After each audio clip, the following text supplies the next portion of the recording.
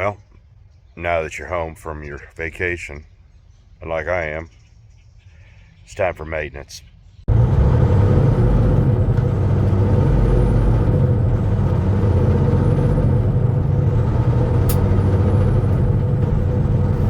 One of the things I noticed on this trip was that these tires are shot.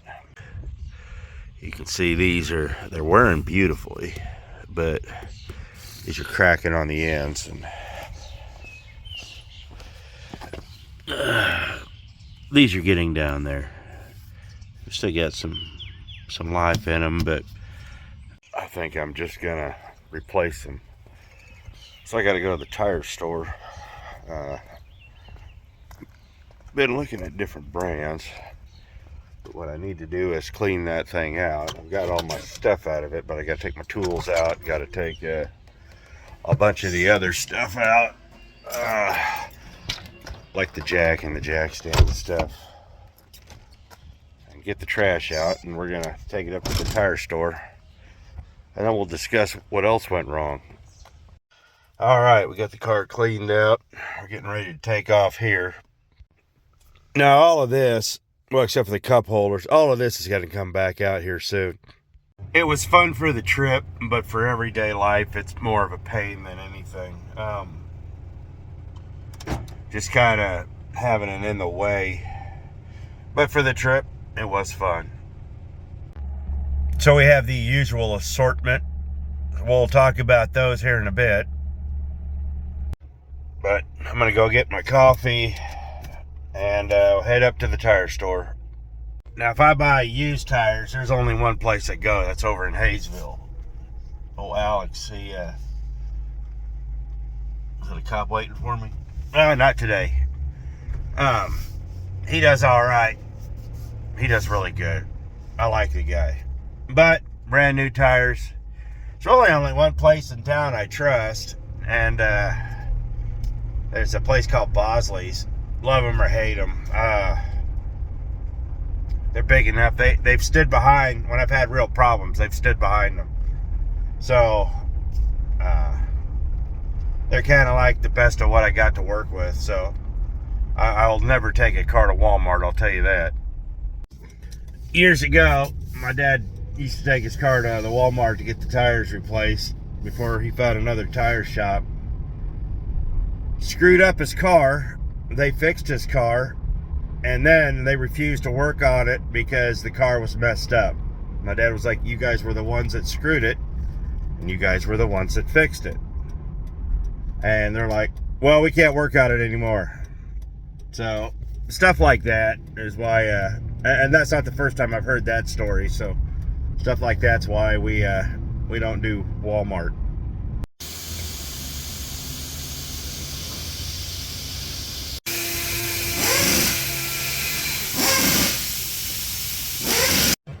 So we just paid for the tires. Pardon me, I need to paint the rims, but I got 235 55 17s. I bought Hercules this time. Now, I went a little higher quality this time. Not much, really. But for as much as this car actually sits around, because this really isn't my daily. The white one's my daily, so I put the good tires on that. Which I need to fix the white one. So we got to go to the auto parts store. I'm going to get O2 sensors and brakes, a blower motor. We're just going to get a bunch of repair parts because, well, the car did well, so it's going to get some stuff. So I'm going to take a fast trip on the interstate to see how these things run. I got to go basically 1 mile over and 2 miles up, but I can take a shortcut across 235 here, and I can already tell you it's riding a lot better. Even just the block I've gone. So hey, so we're here at the O'Reilly's. I'm gonna go in and get my parts, and then I'll catch you here in a minute. And so we're down here. Let me show you what I bought. Bought a can of PB Blaster, front brakes, rear brakes, blower motor, O2 sensors. Now the check engine light is just O2s. It says the heater's going out in them and all that. So I know it's the actual O2 sensor there. And it's creating a lean code, which is really screwing with everything. It's creating a lot of pre-ignition. This right here is something completely different. That is something I've been fighting with since I bought the car. So I've got to figure that out. It has to do with the just the evap system. And I'll mess with that another day. But I'm going to put brakes on this and change out the O2 sensors, which hopefully shouldn't be too terribly hard. I'm just hoping it can stop raining long enough for me to do it. So let's get back to the house and get to working on this. When it comes to sensors, especially things like O2s, it can be completely insignificant. I know now that these are not insignificant because they've been coming back over and over like a lot of codes do. But we plugged in an actual good diagnostic tool and then went through the troubleshooting and found out indeed the O2 sensor is bad. Now, if you have a bad sensor, what ends up happening is a domino effect. So this is why troubleshooting is so important before you start launching a parts cannon at something, is that because when one thing on one end is bad, it starts screwing up the readings on all the other ends. I mean, it just starts showing everything's reading wrong because, well, the initial read is bad, so it throws everything out of calibration. So you got to figure out what part of the system is bad, so you basically end up troubleshooting from the ground up. Never do it from the top down, because you're going to end up replacing a dozen parts that didn't need to be replaced, and you still might not hit the spot. So you start from the bottom up. What's the simplest thing? And then you go up from there. And this is why troubleshooting is so important. You know, 20 simple things at $2 to $3 a piece still adds up. That's why you don't even throw the parts cannon at the simple things. You have to just kind of figure it out, work through your troubleshooting, and hey, you'll figure it out. Now, one of the things I did notice on the trip was that the brakes are tired. If I'd had more time, or I'd taken more time, there's a few things I probably should have done before I left, but I'm familiar enough with my car to know that I was going to be all right. Probably should have done the brakes. The brakes are okay, but yeah, I probably should have done them. But that being said, they were fine. And tires, and I'm kind of wishing I would have done tires before I left, but I thought I could squeeze out one more trip with them, which I did.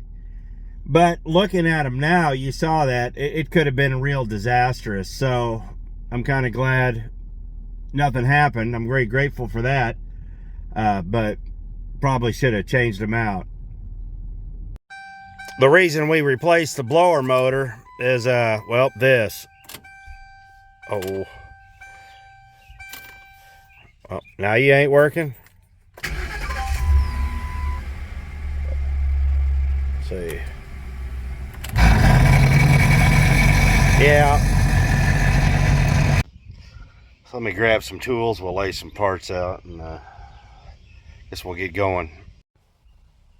Now, before we go digging in too deep, let's go over some of these codes. So let me plug in my scan tool, and we'll get there. All right, we got that. Let's plug it down there somewhere. So I can feel it. All right. So let's turn on the car. See where we're at. What did I do with that? Oh, there it is. So let's give it a minute. So we got O2 sensor signal base stuck lean on this one. Let's go down to the next one. Same one. Same one. Same one. Okay, wait a minute. Let's go back up. Evaporated emission system, the purge valve. That's the fuel tank. So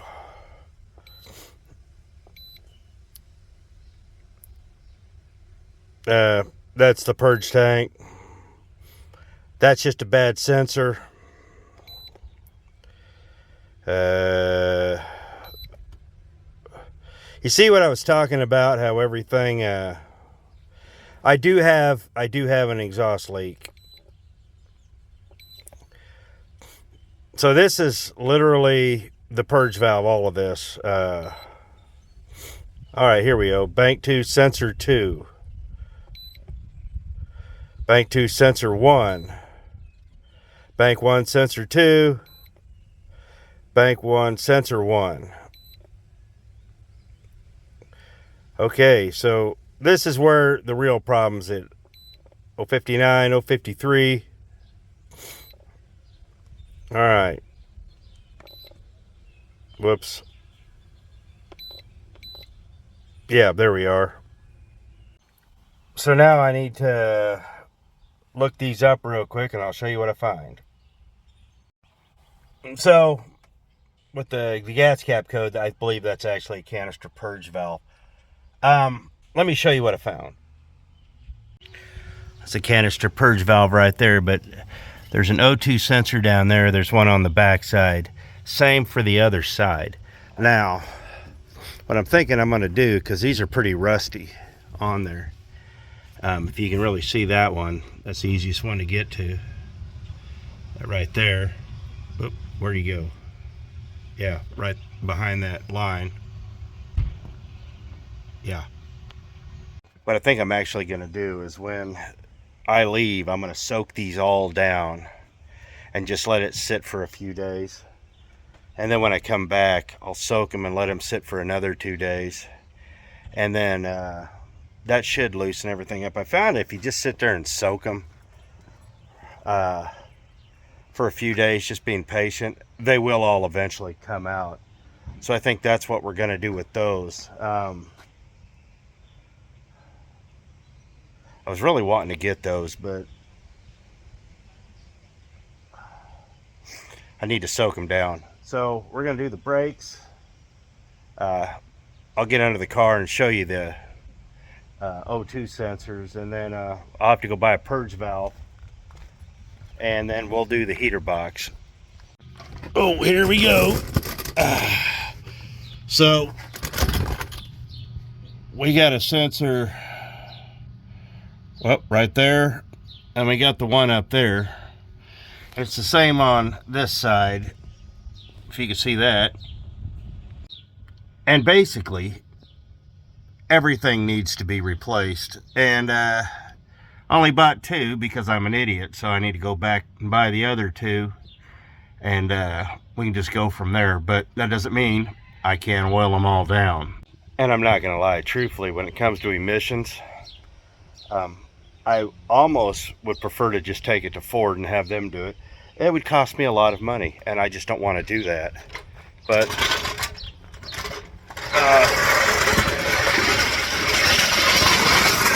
when you start dealing with, I don't know why I just did that, because I'm going to need that. When you start dealing with a lot of emission stuff, things get a little, things can get a little pricey and weird. It's not that they're more expensive, it's that they made them more expensive. Boy, I need to wash that. That is dirty. We need to wash the house. And but let's look at the brakes, and we'll just go from there. So the brakes aren't bad. But they're done. I'm starting to wonder if maybe I shouldn't have bought some rotors too. I can always go back and do that. I'll just take these off, take a look at them, and if I think I need the rotors, I might. Yeah. Well, they actually look pretty good, and there's a very minimal lip here on both sides, so I think we'll keep these for now. So let me get these done, and then we'll get off to the next thing. I need my C-clamp, and I cleaned the garage, and now I don't know where it's at. Of course, now the garage is filthy again, and I still don't know where it's at. So in extension, I've lost it twice. So I sat looking for it. There it is, right in plain sight. So basically, you just pop a couple of these bolts off. This slides off. Put the C-clamp on your old pad, open it up a little bit so you can get the new pads in, and then it should all just slap back on. Just take a few minutes. Famous last words. So we're on our way back to the auto parts store. I couldn't get the caliper off, so I decided to pull the bleeder screw, and everything just sheared off in my hand. So I take the caliper off from the brake line, creating a lot more work. So we're at the auto parts store. While I'm here, I might as well get the purge valve. So let's go in and we'll get that done and see you in a minute. So I got the purge valve. I did not get the caliper. So I got to go back to the O'Reilly's, the hub store, get that. And so yeah, hub store is just straight up the road. Actually, he said that there was one at 47th and Broadway, which is a little closer. Be a faster turnaround, I think, than going all the way back up to the hub store. So gotta weave through, well, not quite town, but hey, this is why I hate it. I try to get everything, but hey, whatever. Now, from time to time, I get asked why I don't do anything with AutoZone. I don't like them. I've had bad experience after bad experience after bad experience, and they hire just bottom shelf people to work there. They know nothing about cars. I have brought them part numbers and they've screwed it up. I brought them their own part numbers and they screwed it up. It's just, with the exception of one store up on Seneca, it's just been a bad experience every time I go. And the people have been rude, they've been nasty, they've been demeaning, just absolutely just, you know, I'm spending a lot of money here, and you're in the service industry, so shut the F up and give me what I want, because, well, this is my money.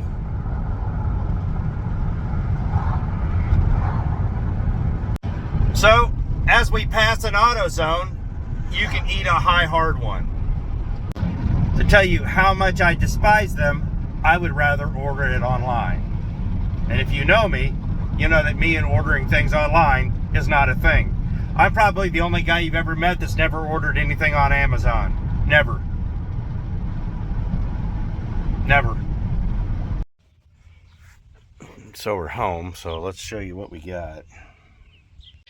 These come with this bracket here. They want me to change this out too. I don't want to, but here's the new brakes.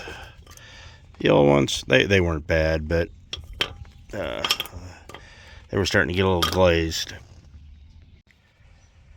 So let me take the caliper off this. I got my vacuum pump over there. We'll get this all put back, top off the brakes, and we'll bleed this, and then we'll go to the other side.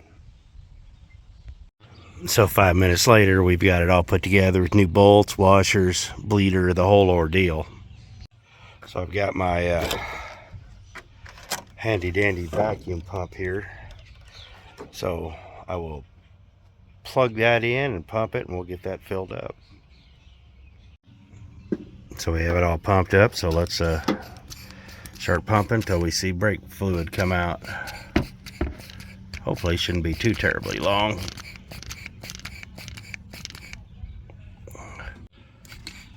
Alright, so we got some coming through here. We've got to get all of the air out. I mean, we got a whole caliper to fill up.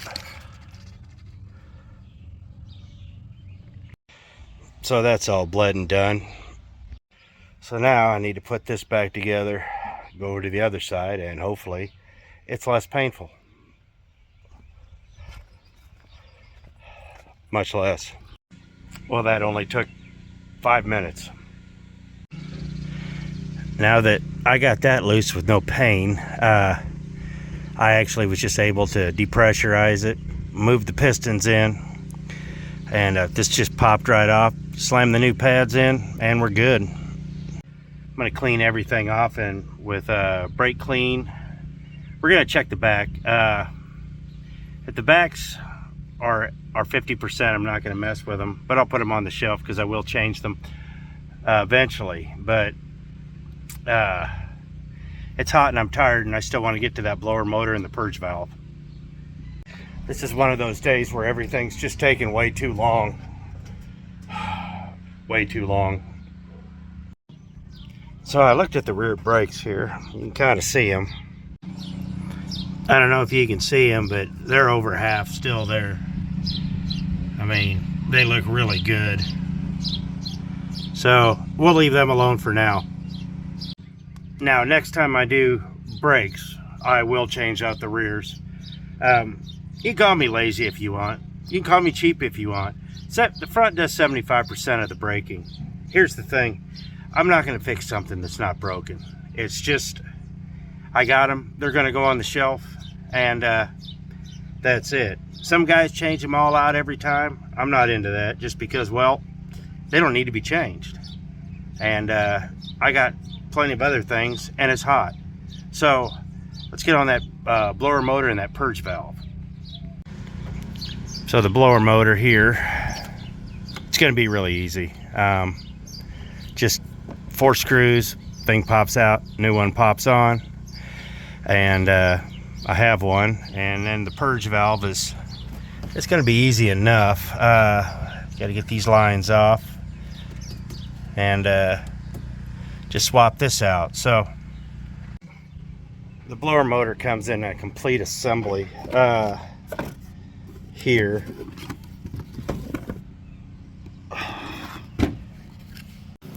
I mean, seriously, for the price, why wouldn't you just change it? Has the squirrel cage and everything on it, so yeah, for the price, you can't beat it. So let's put that there, put these here.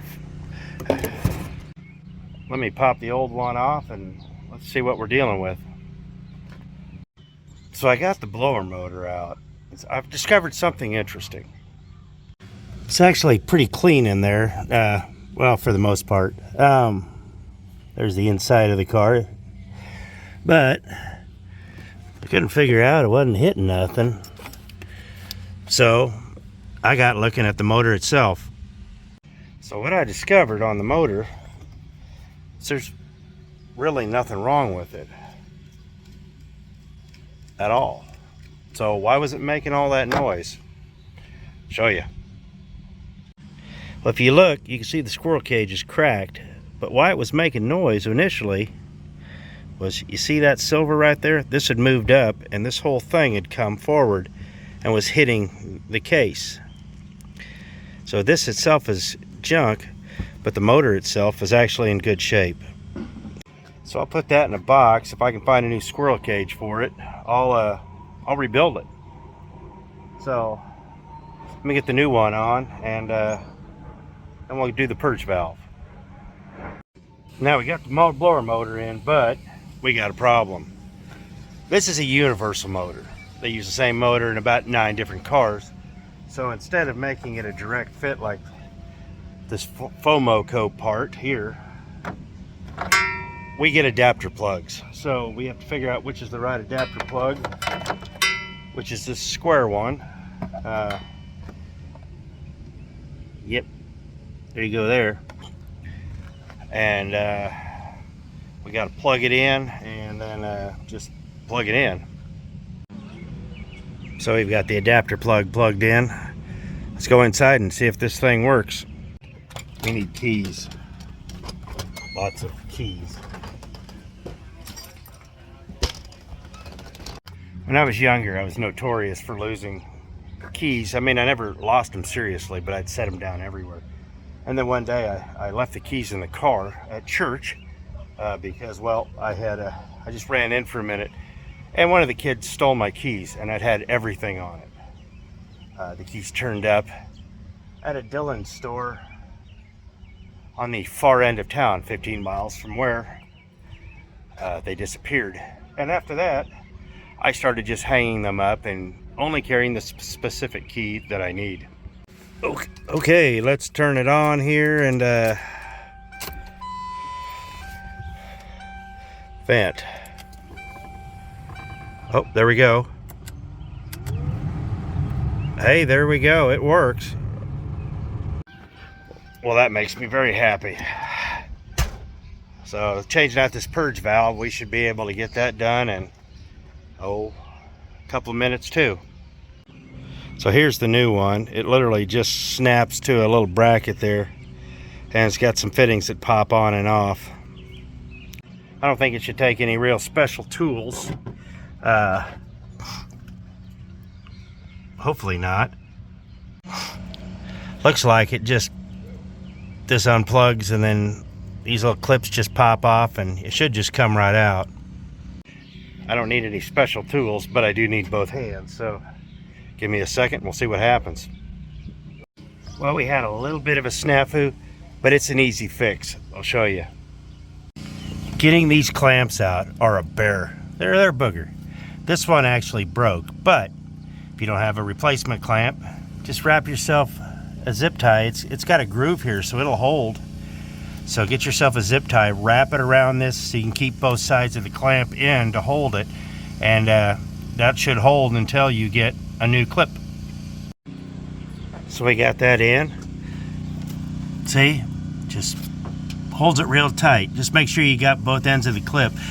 On the back side there, you'll see it's got a little indentation, so the zip tie really just follows it right around and it holds it. It's like in a little valley, so it works just fine. Had a pretty busy day with cars. So let me get cleaned up and we'll finish this up.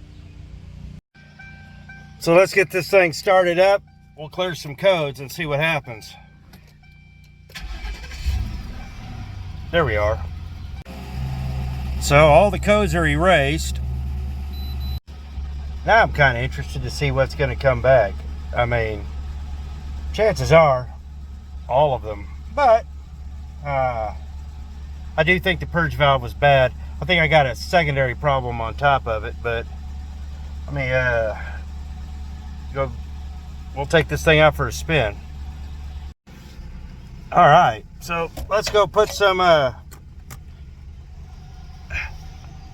gas in this thing, and I got to return that caliper for a $25 core charge because, well, 20 bucks is 20 bucks. Add another 5 to it, it's a deal.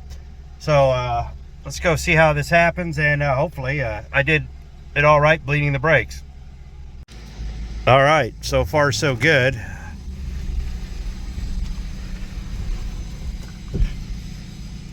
All right, the brakes work.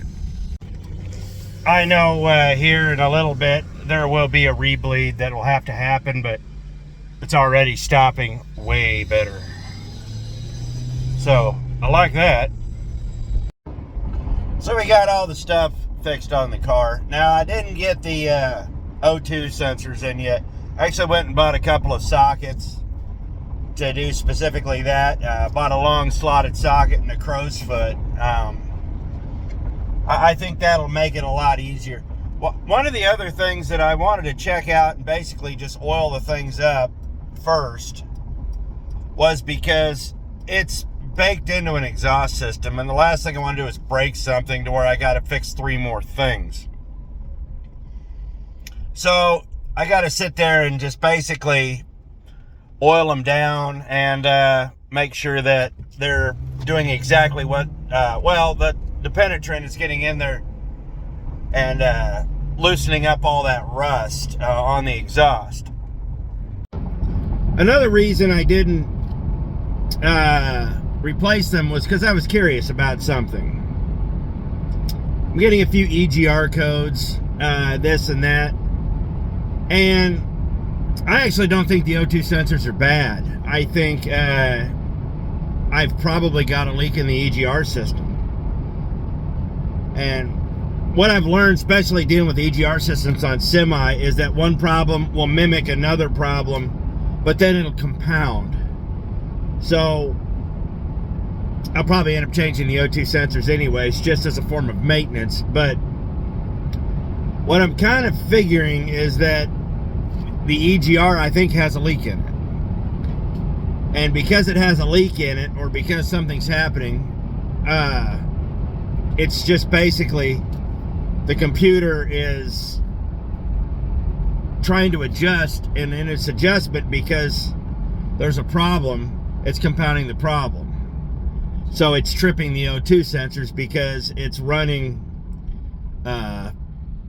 too much gas through it, but then it pulls back and creates a lean problem. So it's a weird deal. Now, I know I do have a leaky exhaust, and I'm not gonna lie, that could be the whole problem right there. That quite seriously could be the whole problem. These are sealed setups. So I'm gonna look into that, but until then, yeah, we just have to start playing the game.